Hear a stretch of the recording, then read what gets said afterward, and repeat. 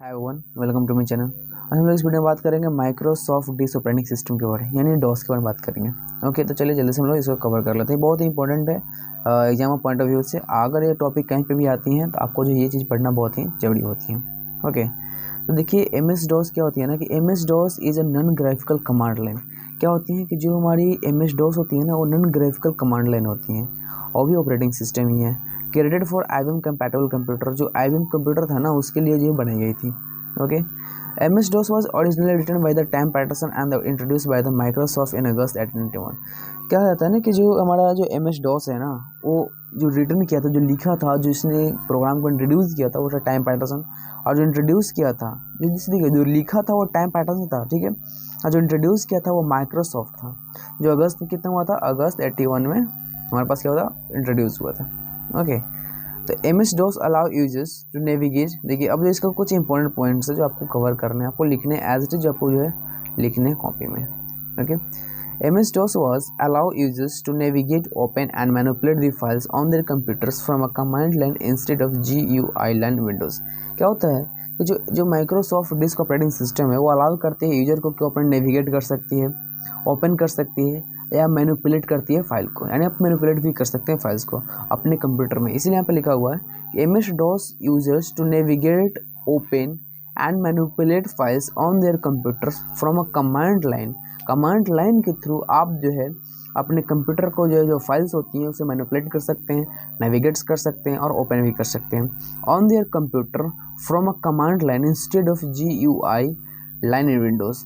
किसके, GUI के स्थान पर जो है आप जो है कमांड लाइन का यूज़ करके आप कर सकते हो। ओके, तो चलिए अब जो है कुछ बात करते हैं फीचर्स के बारे में जो MS DOS हमें प्रोवाइड करती हैं। ओके, देखिए ये हमारे पास कुछ फीचर्स हैं। ओके, दिखाई दे रहा है आपको? ठीक है, पहला हमारा कि MS DOS is a 16 bit operating system. क्या हमारे पास है, जो MS DOS है वो 16 बिट ऑपरेटिंग सिस्टम होती हैं। ओके, और MS DOS is a characters based interface system where the commands are entered by the users in the command line prompt. कहा जा रहा है ना कि जो MS DOS होती है ना वो कैरेक्टर बेस्ड इंटरफेस सिस्टम है, जहाँ पर क्या होती है कि कमांड जो है एंटर की जाती है यूजर के द्वारा। ओके, और इसमें जो एक फीचर इंक्लूड होती है कि MS DOS यानी Microsoft disc operating system is a single user operating system. क्या जो MS DOS है ना हमारा वो सिंगल बेस्ड ऑपरेटिंग सिस्टम हमारी है। ओके, तो MS DOS makes file management that creating, editing, deleting etcetera. जो हमारे MS DOS जो ऑपरेटिंग सिस्टम हमारी हो वो आप जो फाइल्स को बना सकते हो, आप उसको मैनेज भी कर सकते हो। कैसे, किस तरह का मैनेजमेंट होना चाहिए, आप क्रिएट भी कर सकते हो, एडिट भी कर सकते हो, डिलीट भी कर सकते हो। ऐसा जो है माइक्रोसॉफ्ट डिस्क ऑपरेटिंग सिस्टम जो है अपने फाइल्स को मैनिपुलेट या आप डिलीट या आप कर सकते हो, ऐसा प्रोवाइड करता है फीचर्स। ओके, उसको लिखा हुआ है कि files name in MS DOS are limited to 8 characters. जो देखिए इसका जो फीचर्स है ना, ये एक और जो है हमें डिसएडवांटेज को ले जाती हैं कि फाइल का जो नेम होती है ना वो हमेशा जो है 8 कैरेक्टर का ही होता है, लिमिटेड टू 8 कैरेक्टर है ना, इसीलिए लिखा हुआ है यहाँ पे कि files name in MS DOS are limited to 8 characters. Okay, अब देखिए कुछ जो है लिमिटेशंस होती हैं, अब मैं आपको बताता हूँ कुछ लिमिटेशंस हैं हमारे MS DOS का। ओके, तो देखिए जो है जब मैं जो लिमिटेशंस है वो मैं आपको जो है बताने का प्रयास करता हूँ। ओके, देखिए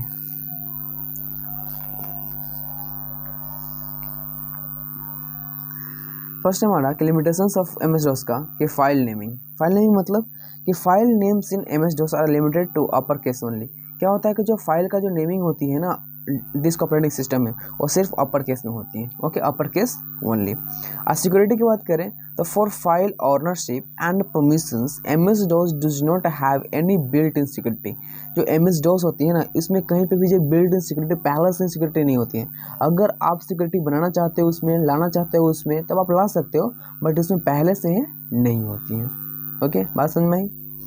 अब देखिए no multi users, disk operating system का एक और जो है डिसएडवांटेज ये है, लिमिटेशंस ये है कि आप उसमें मल्टी यूजर नहीं होती, इसमें सिर्फ आप सिंगल यूजर होते हैं। जैसे कि मैंने पहले बता चुका हूँ कि MS DOS can run only one program at a time, thus it does not support multitasking at multi users. इसलिए मैं पहले आपको बताया हूँ इसमें क्या होते हैं कि आप जो है मल्टी यूजर होती हैं, समझे, मल्टीटास्किंग नहीं होती है, सॉरी मल्टी यूजर्स नहीं होते हैं। इसलिए यहाँ पे लिखा हुआ है कि no multi user. MS DOS can run only one program at a time, thus it does not support multitasking and multi users. Okay, बात समझ में आ रही है। अब देखिए, अब हमारे पास है कि डिफ़िकल्ट टू यूज़। अब देखिए डिस्क ऑपरेटिंग सिस्टम है तो वो तो डिफ़िकल्ट यूज हुई, ऐसा थोड़ा नहीं कि आप जो ऐसी ऑपरेटिंग सिस्टम है आप इसको जो है आप जो जब इंस्टॉल करोगे आप उसके बाद अंदर जो बातें इसमें आपको जिसका नॉलेज होना चाहिए, आपको कुछ ना कुछ नॉलेज होगा तभी आप कर पाओगे। ओके, तो difficult to use, as we know that MS-DOS is a command based operating system. आप जानते हैं कि जो MS-DOS है हमारा क्या है, कमांड बेस्ड ऑपरेटिंग सिस्टम है। Thus making it difficult for beginners to use as it is require command to be remembered for specific actions।